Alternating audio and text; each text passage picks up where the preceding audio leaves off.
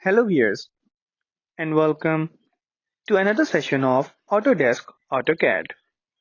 In the last session we started with creating some spaces for windows, and today we will create that session of creating window spaces.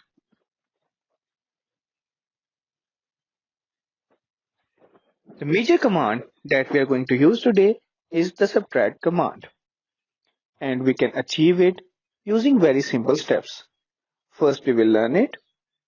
So let's go to World Coordinate System and draw a rectangle. Here is a circle in between.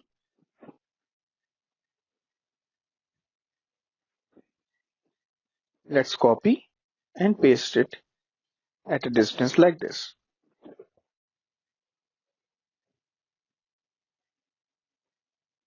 Now we can use the extrude command. Let's select the square, press the enter key or the space bar and give some value. Let's switch to 2D frame and select that circle. Now we will again use the extrude command, move it all the way up like this. Then we can go back to conceptual or shaded or realistic. Now we can use the subtract command. It will ask a surface to subtract from. We want to subtract from this cube, and what we are going to subtract is this cylinder. After selecting, we press enter key and here we go. That cylinder is now subtracted from that rectangular bar. Same can be achieved using the press pull command. This is a very clear difference between extrude and press pull command. Now let's get back to the project. We clearly have all the walls and we want to subtract these boxes to get a clear space for the windows.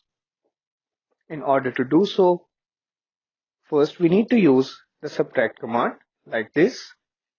We have to select the subtract from. So this is all the walls united. Now we have to select the objects that we need to subtract. So we are going to select all of these windows and that exhaust together. After that, we will press the enter key or the space bar to get rid of them. Now you can see all the spaces are perfectly done. Some of the part at the back side is not completely done, so no need to worry about that. We can do it quickly with just one command. Simply go to press pull, select it, go all the way towards the back side, and here you go.